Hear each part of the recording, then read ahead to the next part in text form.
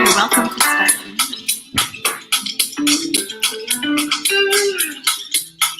All right, we're back. You didn't slowly fade it out. We'll figure it out. I need like mixer station. That's true. Sound effects. We'll see. We're only done this 3 times, which I think is an amazing record for consistency. We're getting there. It's happening on the same day, even though not the same time. That's amazing consistency. The dog continues to whine consistently. When the dog whines, take drink. Each time. So good. I'm gonna get. We can talk about the barn. Kick it off. Bring up this. We don't introduce ourselves anymore. We did on the first one. This is Kim. Is that part of an intro thing? I'm Kim. Yeah. This is Jason. All the new viewers. We have been working. We're high school sweethearts. We've been building a business, building a life together since I was 15, and I'm not 15 anymore. Even the business is 15 years old. Yeah. And I was 15 when we started doing this. Yeah, so crazy. Do some math and look me up. You figure out how old we are, but yeah. So we recently started recording these sessions about topics that come up during our work week as co-owners of a business, entrepreneurs who fix the kids to be our quiet. Kids are loud. Go ahead. Entrepreneurs who are always coming up with ideas, parents who work from home, and we have 2 kids that are school aged. We're going to start homeschooling in the fall, which is crazy. And they've kind of been in our, whoa, what was that on your Twitter? Oh, the Discord. Something. Oh, this is Isaac sent me a video. Oh, it says pennies. I thought it pennies. said a different word. I didn't even watch it. I don't know. He sent me a YouTube video with our son's getting very much into memes lately. Dogs. Oh, he loves memes. He loves memes. But there's a lot of memes that are not for kids. So every time there's a meme that comes up, that's scary. I'm like, what's it about? The Google Safe Search is doing a pretty good job, but I hope it can hold up. I don't think it can. Oh, well. So yeah, that's who we are. That's why we're doing this. It's helping us, I think, because we had always said, like, we should talk once a week, like on Wednesdays at 1:00 when the kids are at school. Well, that doesn't happen. It doesn't happen because we didn't have accountability, but it feels like we have accountability now because we are recording it and putting it out there and saying we're going to do it. Yeah, it's funny. It's like it's hard. Would we actually talk about these topics if we weren't podcasting it? Maybe, maybe not. Some of them. Although we do talk about very private things like last night that we wouldn't have talked about here in impromptu ways. So they're just not scheduled. But what is she talking about? Yeah. We're going to get really comfortable. We're going to share everything. Think so. That's the best way. Is it? Okay. Well, let's dive in. We started kicking off these podcasts with a recap of what is going on with the construction project at our house. It's exciting. This week they took the garage door down. Yeah. And then the next day they put up the windows. Yes. And the garage is about 20 feet tall. And the windows go almost floor to ceiling. And in my mind, it was pretty crazy thinking about it, like what it would look like. And in reality, it's like, that is crazy. Like I said, it looks like a dollhouse that you just you can see all inside. It's a little reflective, a little bit. You're worried about the privacy. I guess part of that, but also just like, it's an interesting thing where you're like, oh, like it's as if there's no wall there. That's kind of wild that like the building's like a little bit off the road. Yes. So people don't really get I was concerned when we made this plan, it would look a lot like a place of worship. Oh yeah. And it kind of looks it like, is like a place church of look. worship. That's like a look for churches. Yes, to have an entirely glass front. I think when we put the cross on top, it's really going to sell it. That's not good. I said place of worship. I don't even want to say like church, whatever. But I think I'm going to worship being alone in that place, so it can stay that way. So yeah, that's the update. We don't. I was gonna. Why don't I try to just show the picture from my phone? Is that horrible? And hold it up. Yeah, that's probably the safest way to do it. Is that what people do that are cool? So we don't have to share screen. That's before. Look. You have it. And don't worry about our daughter like photobombing the back. There. Does that work? A little bit. Yeah, there it is. Used to be a garage. Now it's got windows. It's an entirely like steel pole barn. It's beautiful. It's like a really cool look. Oh, there, I'll make it brighter. And then I'm like, oh, this is just a storefront. It's like any, strip mall storefront. But nice. It's cool. It's it looks moving on. Can't wait till it's all done.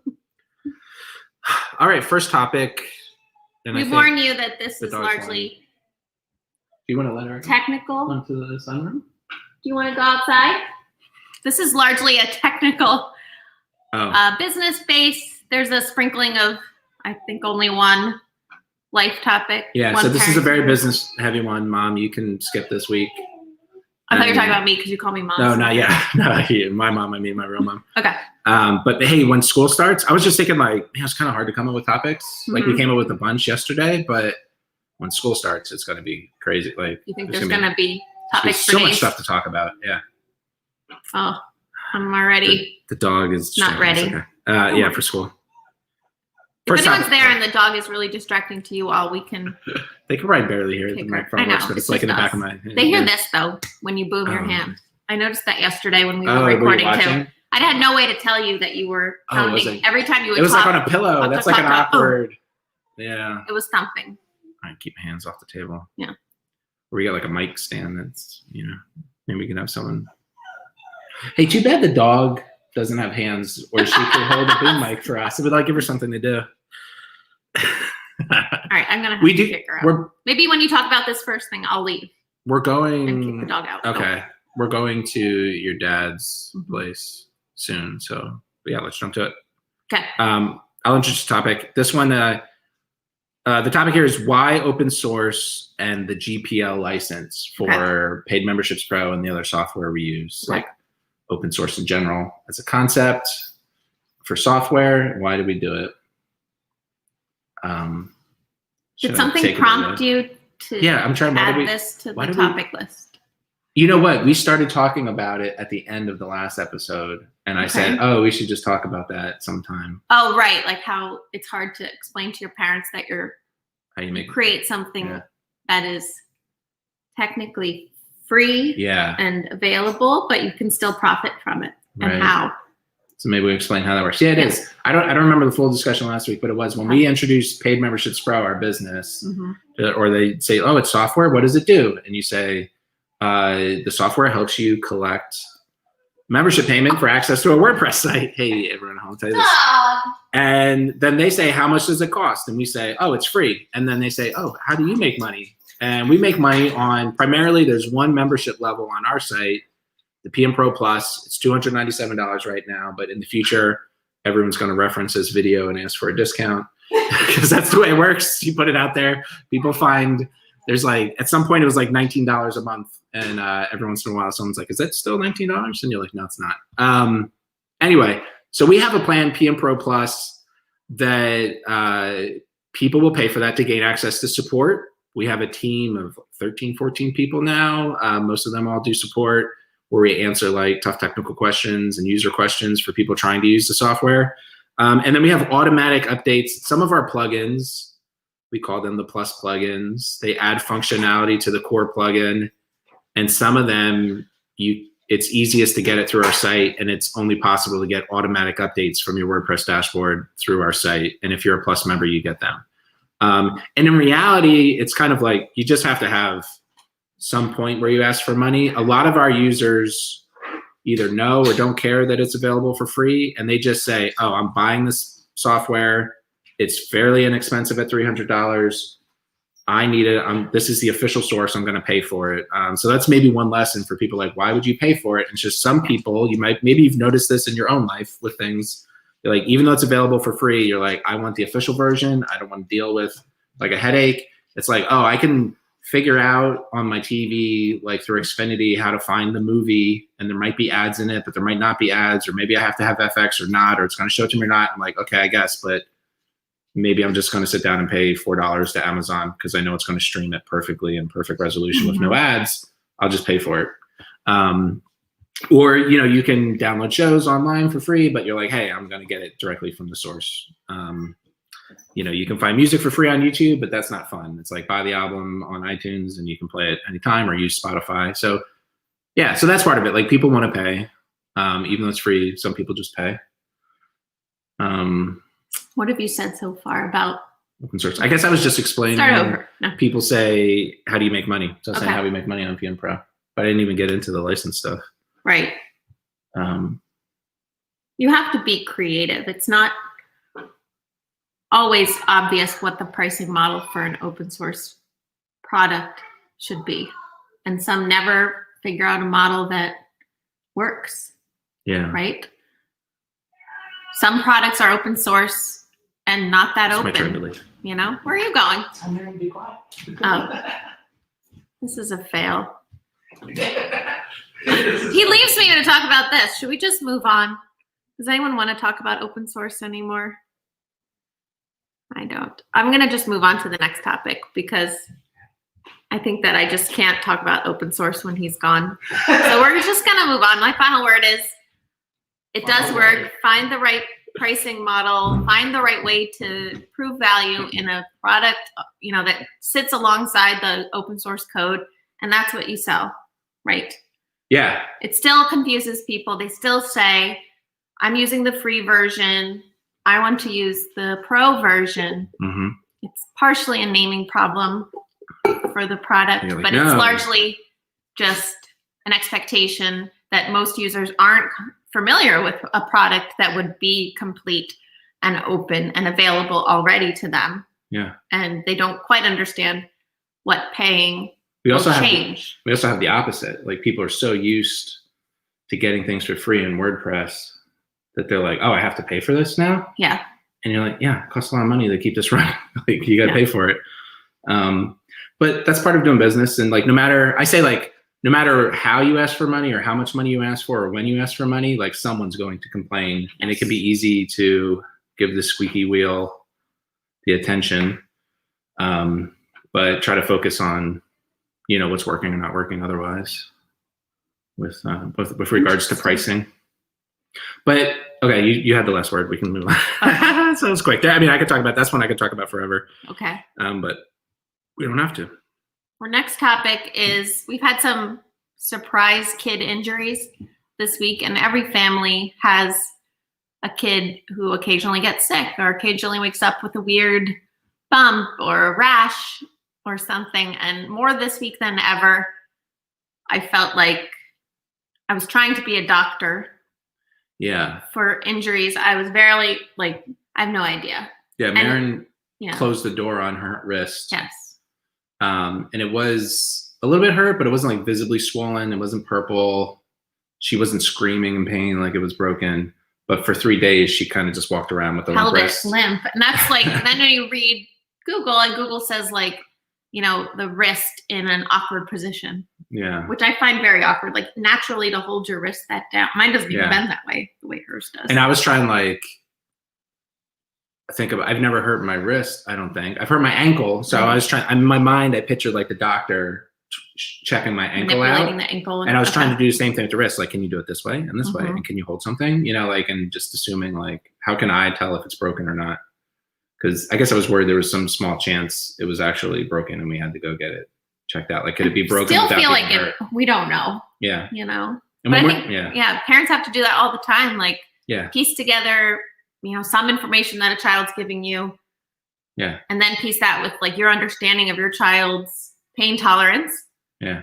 And piece that with what you're reading, what feels safe. Like, right now, jumping and going to the doctor isn't the best choice all the time. Like, you want to be a little bit preventative. You want to stay home and wait and see. It's also like, ear infections are like, you can just wait it out. If they're fine, they're not complaining, it's going. But it seems like if they're viral, most of the time or something, it's like you wait it out, and then 2 weeks later they're like crazy sick, and you have to go, and you're like, could I have just gotten antibiotics last week? And this, I would have missed like this worse sickness because we let it go and it didn't really go away. Or I remember when they were like really small, like couldn't talk at bedtime, them like hitting their head or something. And I'm like, oh, did they, or maybe like toddler, maybe they could talk a little bit, but like you worry if they have, sometimes they hit their head and you worry if they have a concussion, but it's like bedtime and they say like, don't let them fall asleep. And you're like, it's 9 o'clock at night. Like they were going to sleep, like they're sleeping. Is that from the concussion or they're just tired? Oh my gosh, what's going to happen? I don't know. I usually, if it goes on for so long and I'm curious, you know, would you go to the doctor in this case? You just like invoke the mom army. Talk to your friends. What would you do? Yeah. You know, I don't know. It's just interesting. Sometimes. I just felt very much like we had to keep making those kinds of decisions with both kids. We're getting kind of hurt. Isaac hurt his ankle. And you're like, they're fine. It's, you know, I think of that too. It's like, it's hard to tell how hurt a kid is. In some ways, they're like crazy tough. Like, remember Isaac hurt his nose. He tripped and his nose hit the corner of like the TV stand and it cut and he was bleeding all over. And we just like paper toweled, like stopped the bleeding. We couldn't really see what was going on. And we're like, definitely that's bad enough. Let's go to the hospital. Yeah. He's going to need stitches. And then we got to the hospital and he was sitting on the counter. He stopped crying. And the doctor like just looked at him and was like, kid's not crying. He's probably okay, you know? And the doctor, I think, barely looked at his nose. That was a very weird situation. But and and then we were like, cool, let's go get milkshakes to kind of calm down on the ride home.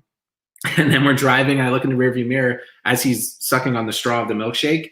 The force of that is like forced his nose to go up. And I saw like into his head, like into his mouth, like his nose kind of flapped up. And there was like, there's a hole.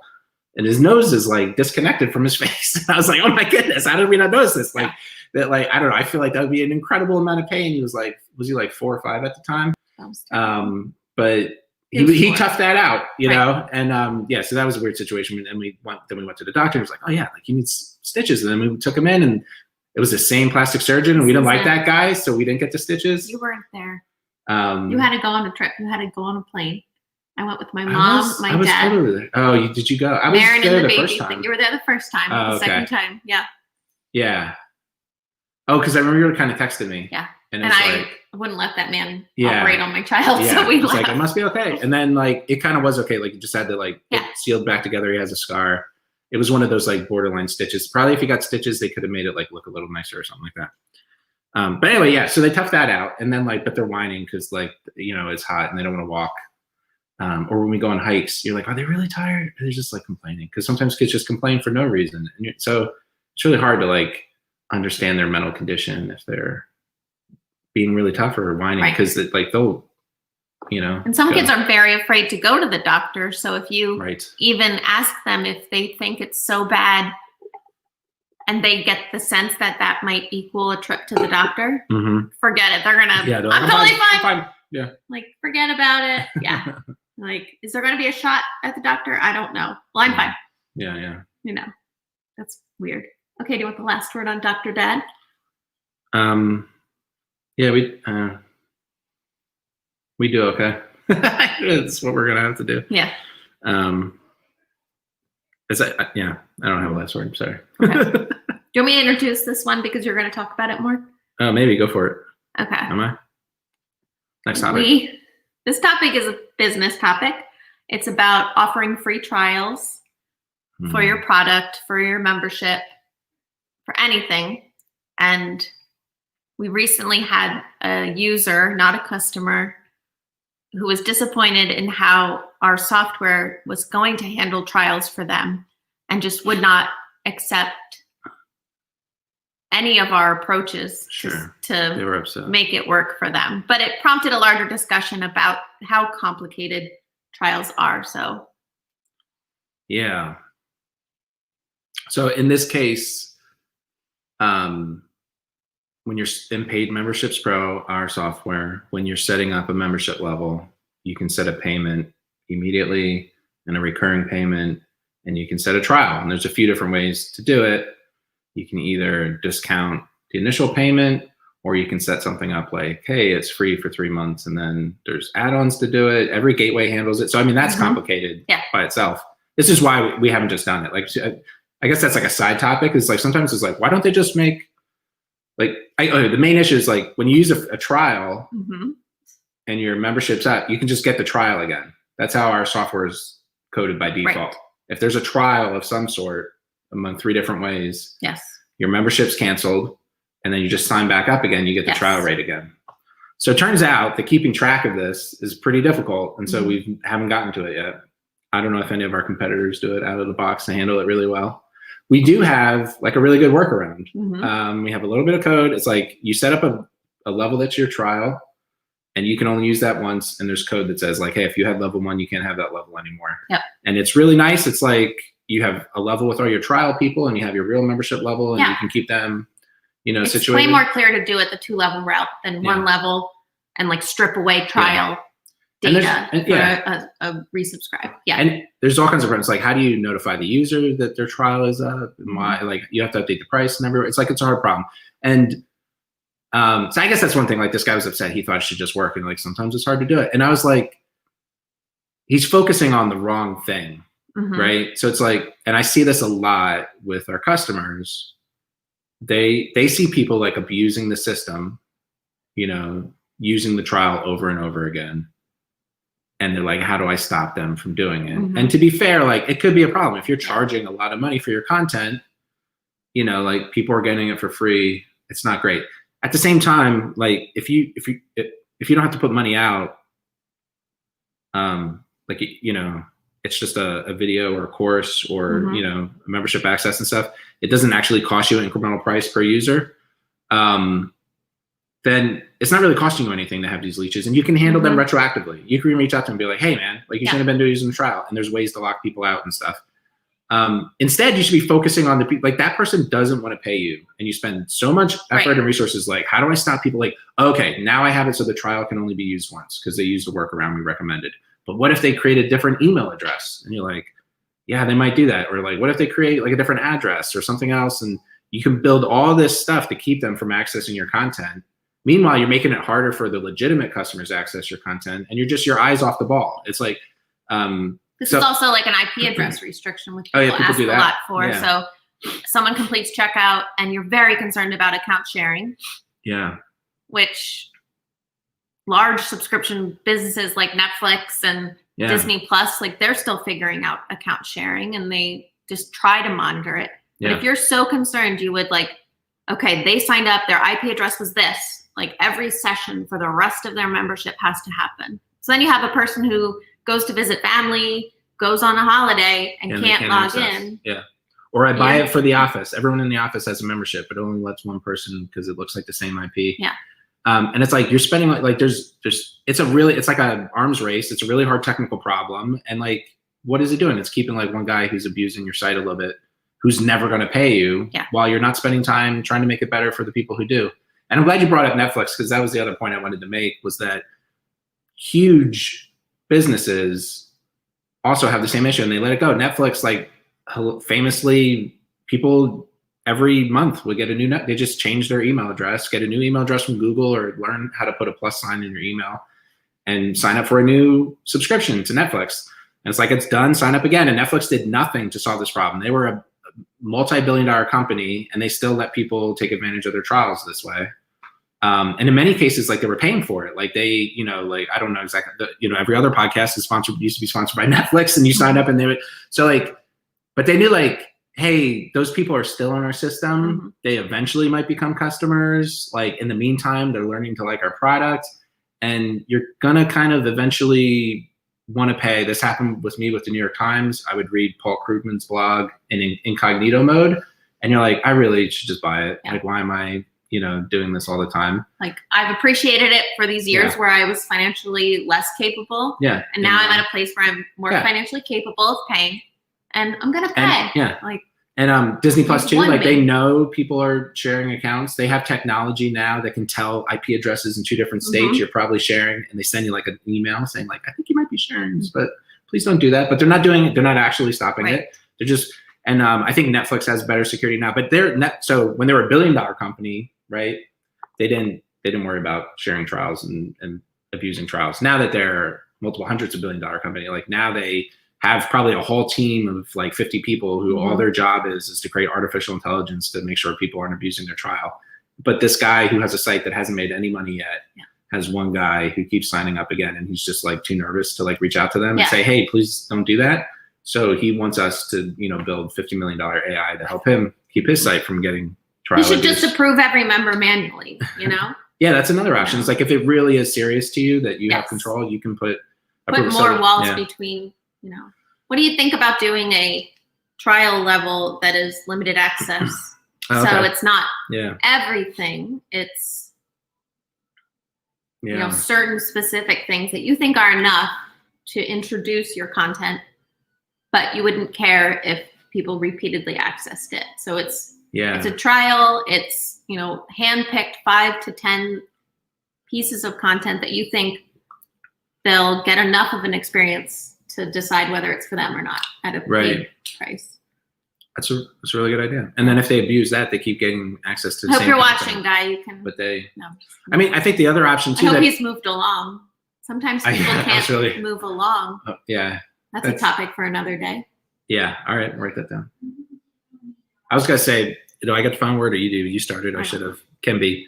Another option is charging for your trial. Okay. So everyone's enamored with free trials. Yes. Which are problematic in the sense that a lot of times you launch with a free trial and there is a room for it in the membership space. I've seen some people have success, like memberships that rely on active use and participation between members. They would like early influx. Yeah. You want to get 1,000 free people in there, feel a bonding with a bunch of people, and then want to stick around. So some of them stick. Some other cases where you're selling content or memberships that are more focused on courses and stuff, like giving access for free isn't necessarily the best. Charging $1 or $7 or $10 instead of $100. They're like singing down there. I don't hear them. Charging a small amount will keep people from abusing it because they have to get out their credit card. They have to pay $1. They don't want to. They think it's free. So that's another option. Is like, hey, abuse my trial, but pay me a little bit every time. And like when you see people do that, like, you would just actively call them out, be like, hey, like, use the trial before and try it again. Like, I can charge the other $100 to your Here's credit a card. discount. Like, maybe you should just go for it. I think you're interested. Interact with your customers, Yeah. So there's other options. Trials. All right, Kim, you're going to introduce this one too. This is this is interesting. Okay. So we're kind of at a place where our team is growing. The people who are leading development on add-ons, plugins within our, platform, they're taking ownership of them. I'm taking more ownership of some of the add-ons. And up to a certain point, we all would have that stuff approved, looked at by Jason, get like the final stamp of approval before something was put out there. And now we're at a place where it's just at a size where that's not that possible anymore. And I was thought back to a conversation with Aaron Jorbin at WordCamp, after a party for WordCamp Lancaster, maybe 3 years ago, 2 years ago. And he told us a story about a team he was leading and a person on his team who told him something was ready to release and launch. And he probably was in that same position, always checking it, always approving it. And he got to a place where he said, if you think it's ready, go for it, push it. And he allowed that person to own the success and own the failure, own the issues that surround releasing code, releasing a new design. I'm not sure what it was.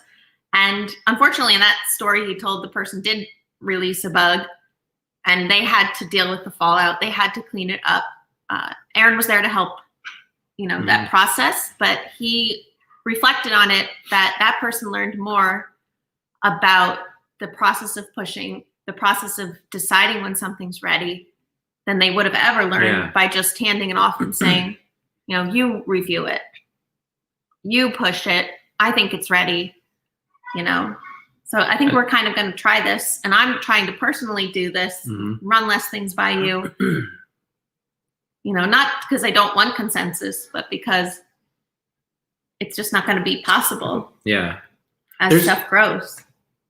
There's a lot of time, like having employees is like having kids, and, because people are people, and there's so many things where you can tell someone something over and over again, and they won't really learn until they experience it for themselves. And whether it's, your kids messing with the dog and they're going to get bit, they kind of just have to get hurt, and then figure that out. Our dog doesn't bite people. And they may or may not learn, but they're definitely not going to learn by saying, I was like, will you do this for me? It's like how many, every day running down the driveway. Don't run down the driveway, you might trip. It's like, they don't hear it. It's like, they're going to trip, get hurt, and they probably won't die. And that's what they have to do to learn that running down the driveway is dangerous. And if they never fall, maybe they're just way more athletic than me and they are able to run down the driveway. So it's the same thing with employees, that there's things like pushing releases in software that need to be tested, and you need to make sure it's not going to break things. And if us as, the lead developers are always catching things for them, they, it's human nature. It's not really like they intend to do it, but if they know that someone's got their back and is going to catch it, when they test, they're not, going to test it as well. And when they think things through. They're not going to think about all the different things that could go wrong. They're going to just, do something quick and kind of know that someone's there to catch them. So you kind of have to give them space to fail. And because there's so much learning and failure. And as a business owner, you have to like let go and let things be not perfect. And every once in a while you're surprised because that letting go also gives them room to be creative and try things that you didn't tee up for them. And you're like, oh, I wouldn't have thought of that solution. That's actually better. Or like, I never would have thought, to market things that way. Right. Or I want to write it up. That's really good. And there's going to be kind of, downsides. Yeah. And then roll back. Yeah.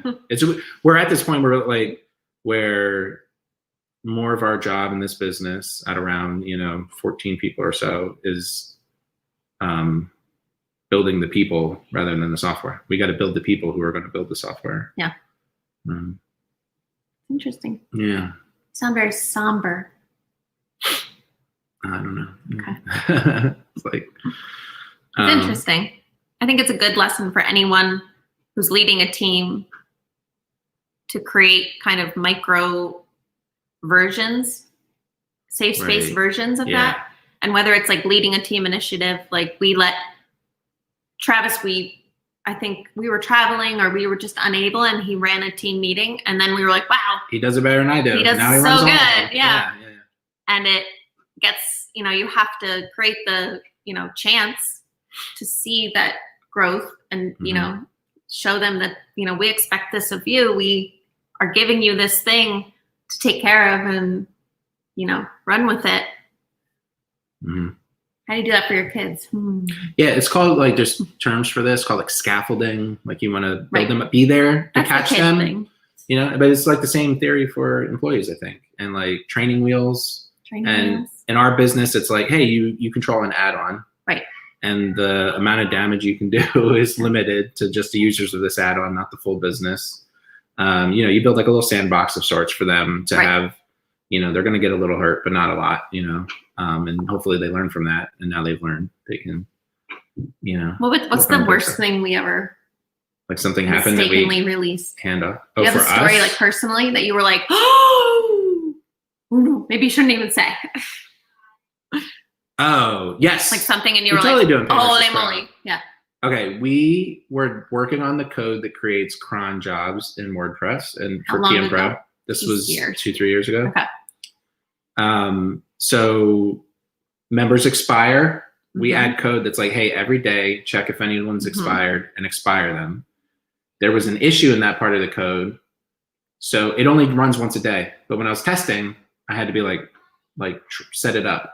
So I, or actually it wasn't the expiration code. It was the code that like sets up the expiration code. So I was like, that only runs when you activate the plugin. Okay. But I was testing. I was like, just pretend you were activated and create the cron job. I need this. Now I didn't know that WordPress lets you create multiple cron jobs that are identical. Oh, wow. Which I think is a flaw. Look for a ticket.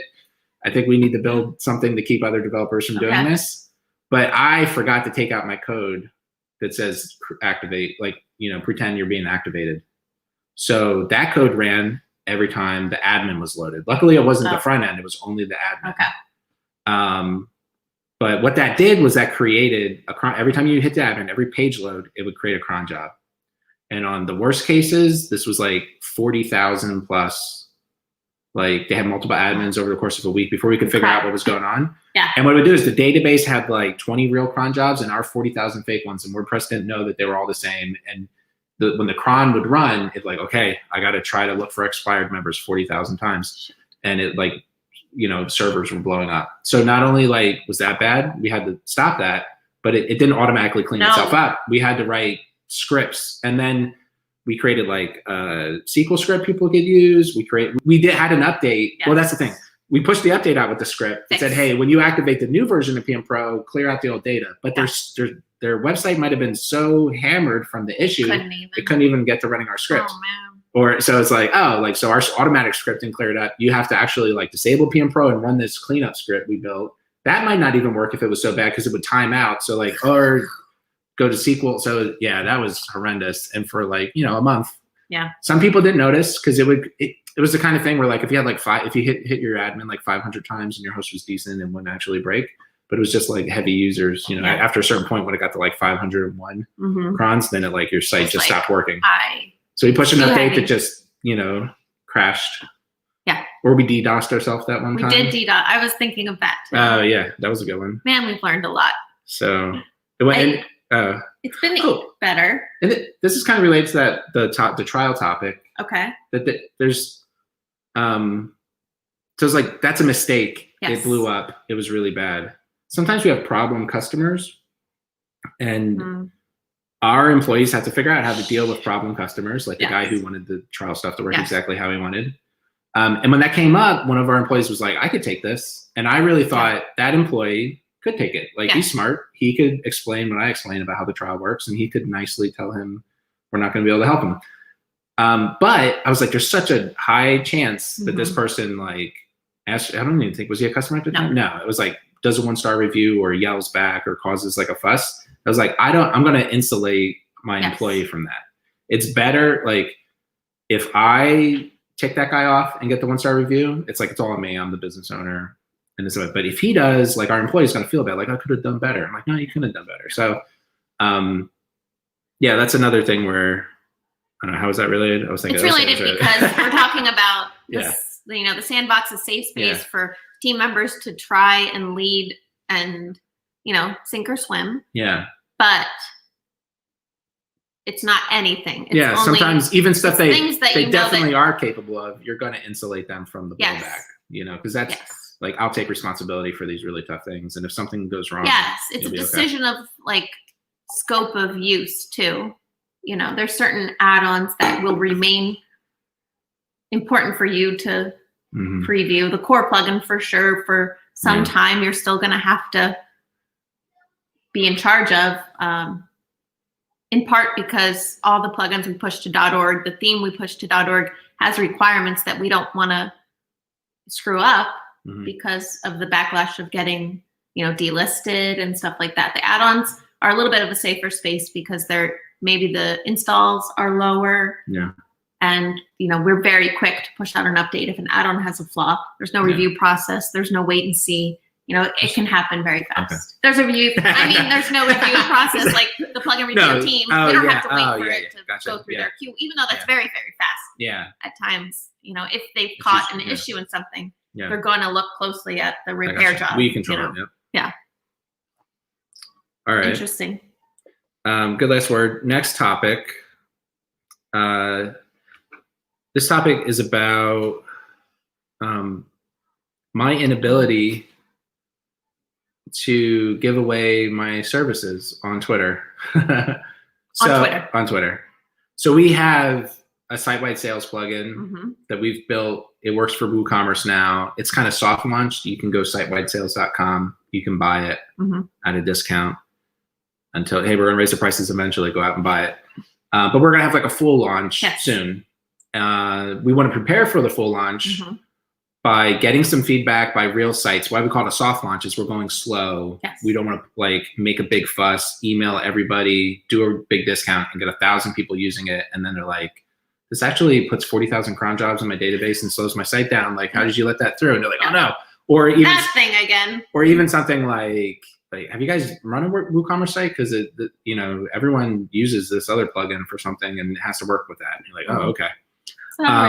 So we want kind of like to slowly gain WooCommerce users and make sure it works. We also want to get data. Like, so we have data in the membership space from people using the plugin there from us and like customers that we kind of work closely with, and other people talk in general about the plugin is in the Black Friday space, like running sales on your site. How well does the sale do? You know, what can you expect? And you know, how easy is it to set up?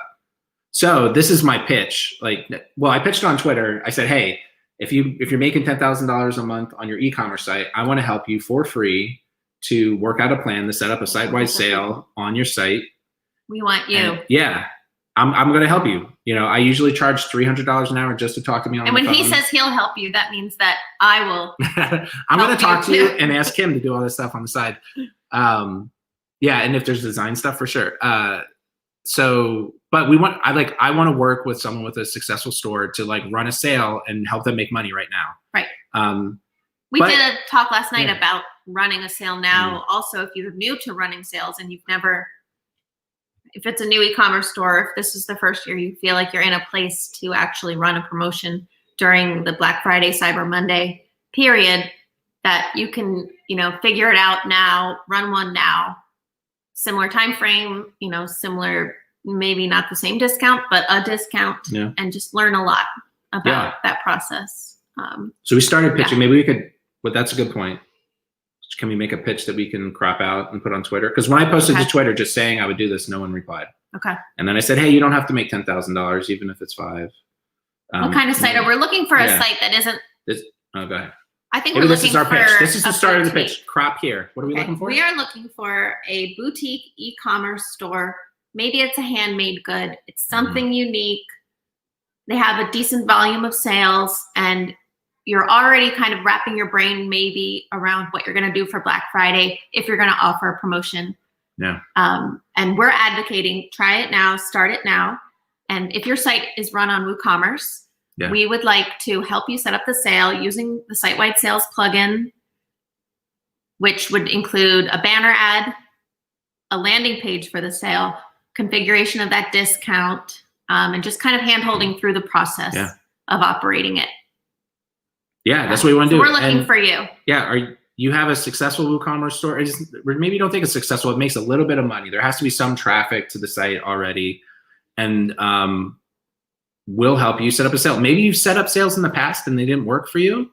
Like, we have a formula that works. Yes. Like this combination of banner, landing page, reporting, and some of our tips on how you can market this and reach out to people to do it. This bundle, it works for us. When we run a Black Friday sale in November, typically we had in November, we made about $40,000 for the month of November. We ran a Black Friday sale and made $20,000 in 1 week in November. And we make even more now when we run sales. I think our last spring sale, we just started a sale now. Yes. And can we look at stats? I guess you can. Look at stats. I'm making money I'm running a sale on my site right now. And I'm still amazed that this works, that, there's been down low. 15, that 15 is how many sales there were today at the sale price, equating to $2,955 we've made on our sale today. It started this morning. Our first email was at 10 a.m. So what is that? Yeah. 6 hours ago? Yeah. Now, to be fair, we have a pretty big shop that, makes pretty good money. But haven't run a sale in a while. Maybe you're not typically making $100,000 a month, you're making $10,000 a month, but hey, like an extra $300 in a few hours would be really nice over the course of the sale. And on that last day of the sale, they really pitch in. Yeah. So, hey, I want to help you make like 25% of your monthly revenue in a week, 50% of your monthly revenue in a week, potentially. And I'll set it up for free. Our best practices, we'll set it up. Our expertise, while we're poking around your site, not poking around, but like talking to you, we'll probably notice some other things you could do better. We've been working in WordPress forever, and I want to do that free of charge. And in return, all I want to be able to do is keep track of the stats and get your honest feedback. Yeah. So that's my pitch. Reach out to us. Use the contact form. Hit me up on Twitter. DMs Jason_Coleman. Anyone who can give us a thumbs up on any of this and advocate that we're nice people who aren't scammy and horrible. Please let us know. I don't know. Like, does it sound like, No, it doesn't. I think we're nice people. Okay. All right. Yeah. Cool. Thank you. That's my pitch. All right. Cut. Not the video, but just that part. So we can edit it. Yeah, we're going to post that. That's fun. I guess we have a little time. We were shooting for an hour and we have disappointing pitch cycle. 16 minutes. Do you want to talk about that one? Oh, hey, how about first? Can I do a new segment? Is it nerd shit? No, it's different. It's like, well, sure. Like every week. Is it? We Praise Kim time? We have to prop up the laptop. Okay. So it's eye level for the camera. We're just using our camera laptop. Yes. Not the high quality here. No. And we got these big ass books from the library. Last week we were using the Sandman comics, the big 5-box set. He has like the anthology of Sandman. Yep. So Sandman graphic novels, look those up. They come in a big anthology that you can, prop doors, prop things up with. And this week we have Brandon Sanderson's giant ass 1,000-page fantasy books, the Way of Kings series, I don't Stormlight Archives series. So I have 3 of those giant 3-inch thick books propping up our. Take a photo of it. So yeah. So every week we'll find different giant books to prop up our laptop with, and we can. Well, I don't have giant books because I don't read giant books. I read just a Kindle. Slim Kindle. What can I use? I don't know. Like sacks of flour or. Oh, there you go. Yeah. I don't know. Baked goods. We're getting that olive oil jar you got today. Yeah, that's what kind of olive oil. You could bounce a laptop on that. Yeah, you it's could. Nice. I don't know. Maybe we'll see. Yeah. Or you could build something. Yeah. Be like, Kim built this thing out of wood. That's what we use now forever. All right. What else? Oh, we had one more topic, but I cut you off. Was there something else? It's funny how it shows up 3 times. We're just commenting. I'm debating between this topic and then the one I left off last. Oh, okay. Last week about that user I blocked on the GitHub for being You blocked demeaning. user on GitHub? Yeah. Oh. Yeah. Let's talk about that. It's interesting. Women in tech get a lot of shit. Yeah. And people assume that you don't know what you're talking about. Yeah. So we had a person I had communicated with via email, via GitHub, and clearly I understood their problem. Other people on our team who read it told me that I understood their problem. I addressed their problem. They just didn't either understand or like my response. We're getting it right now. Okay. Is there a way to ban this person? Oh, let me click show. No. Hide. Hi. Oh, that showed it. Yeah, it's on the thing. Yeah. That's what show does? Okay. I don't know how to figure it out later. Okay. Yeah, we'll figure it out. Anyway. So I think it's great as we talk about this. We're talking about demeaning women. And there's like a guy just saying random. Okay, sorry, go ahead. So they wrote back on the GitHub issue, let me explain it slowly for you. Oh, yeah. And then they expanded again on what they already had said. And then they wrote, is that more clear? Do you understand it now? Yeah. And, part of me was like, am I just taking this personally? Yeah. Is this person not nice? Yeah. And you had a similar situation recently where you were like, is that person as bad as they're thinking? Yes. That person is. So I think rather than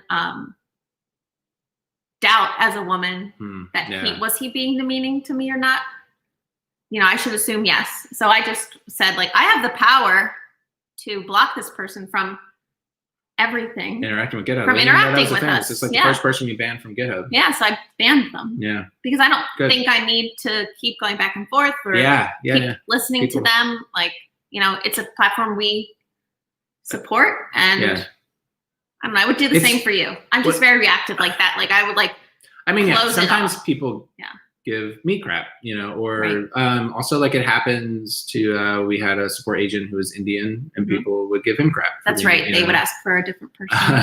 And I saw somewhere, maybe I could find it, put it in the show notes. There's like an article of someone who worked in tech support of some sort, and it was a woman who pretended to be a man for like a week. Yeah. And she was like, this is crazy. This is what it's like for you guys. Yeah. Like you tell them the answer and they just say thank you and listen to you. Like you don't have to explain to them like your credentials and like, they ask you a question, you have expertise and you answer and then it works. Mm-hmm. That's amazing. Like her experience as a woman is that she always has to like repeat herself and back up and people don't really listen. And almost like I think the lesson of that article was almost like, you should just like give in and have your women pretend to be men when they're answering things. But like that feels wrong. But I mean, it's totally wrong. I think it's wrong, but also like we're not gonna like change society overnight. We're gonna the upside was I think it was the very next day I had a support person in our paid channels and I replied just because it was a good ticket for me and timing. Mm-hmm. And it was a man, and his first response was like, wow, I like kind of just can't believe that the founder of this business is addressing my ticket. Like, thank you for taking time for me. Yeah. And I was like, perfect. Oh, yeah. Like, they're not all like this some people horrible person, which was good. Yeah. So I think I need to recognize it. Oh, when there's a positive experience. When there's a positive experience. That's hard. But I don't know that it's easy for men to provide a positive experience, in a clear way that isn't just, just being nice, period, and treating everyone equally nice. You can't like call out that you're like, you're a woman and you're awesome. Yeah. That's weird. That's demeaning too. So it's just weird. But yeah, I blocked them. So anyone watching, I guess, knows that if they cross me, I think Andrew in support then that day was like, they're mean to Kim, they're out. Yeah. I was like, yeah. Good for you. I never even looked at the ticket. No, I was like, should I even look at it? Because I probably would have got more upset than you. I told you not. I'd be like, I'm gonna go find this person, fight him. No, you wouldn't. Yeah, everyone knows. We talked about how non-confrontational. Yeah. But I could get riled up if I see people treating me poorly. Thanks. Yeah, you're welcome. It's like, and also just supporting you. Like, someone's not listening. Like, right. I support you. Like, not. Yeah. It was interesting. There was no like fallout from that. Like, they didn't find us on some. I other guess media. not, unless just like they did. But so far, which is good. There's been no fallout from it, which is good. Yeah. You do worry about that. There's users that we block from upgrading their membership, or are put a hard line on through .org support, and then you're just kind of waiting. Like, where's it gonna come at me next? I feel like I don't like.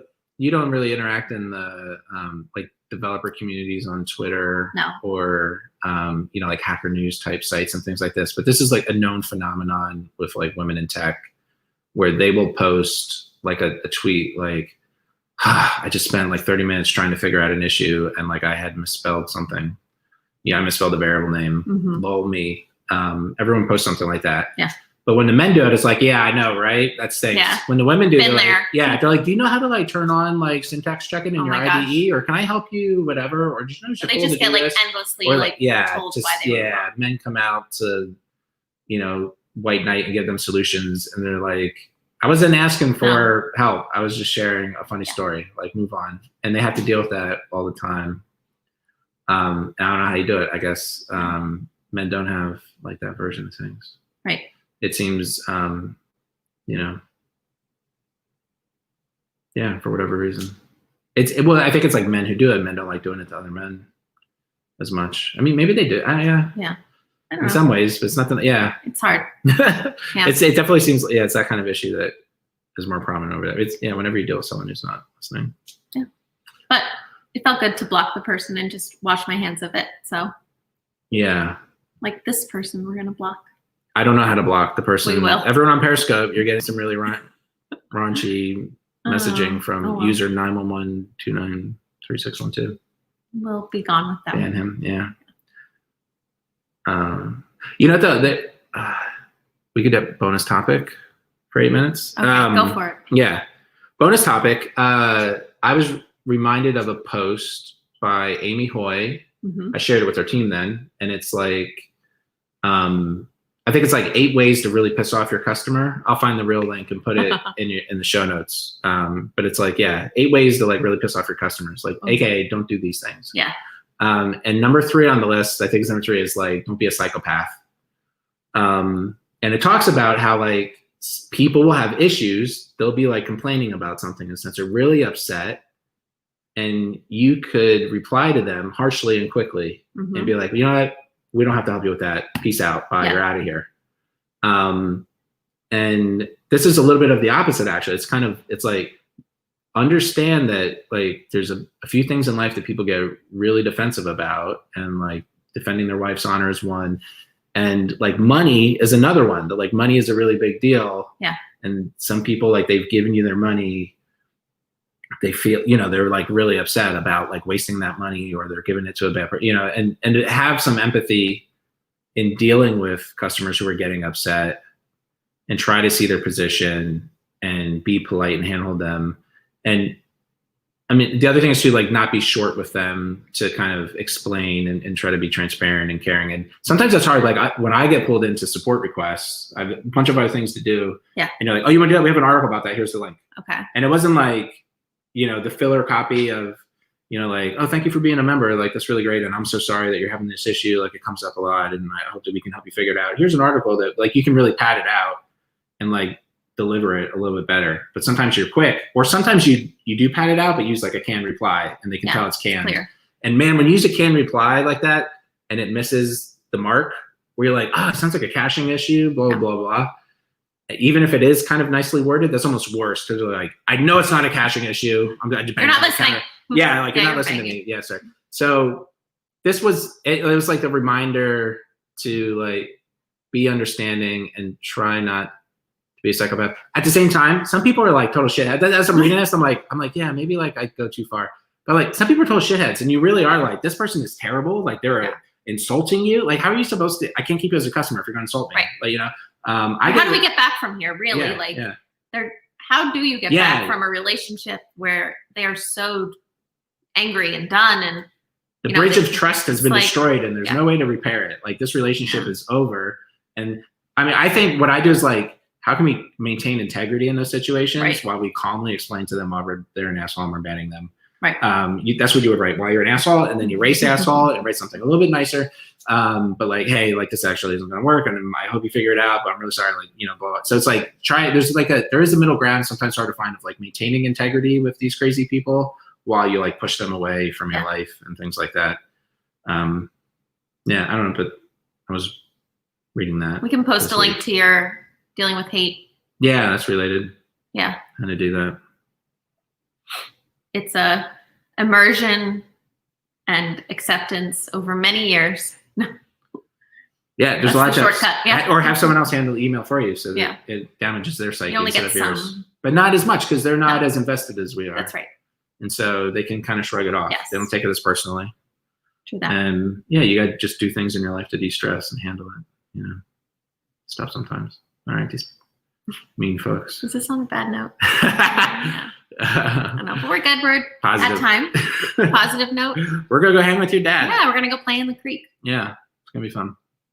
All right, Thanks for listening to episode 2 therapy session. Episode 2. Same time, probably not next. Where are we going to be camping next week? Yeah, we're going to be camping. So we're either record from streaming from the woods or recording and showing it as soon as we play get it later. Saturday? We could do that. I don't know. We'll figure it out. We could be back Friday evening. Oh, okay. We can do late Friday. Okay. If we get back, if we don't get eaten by a bear, we'll see. All right. All right. Thanks, everybody. Have a good weekend. Bye-bye.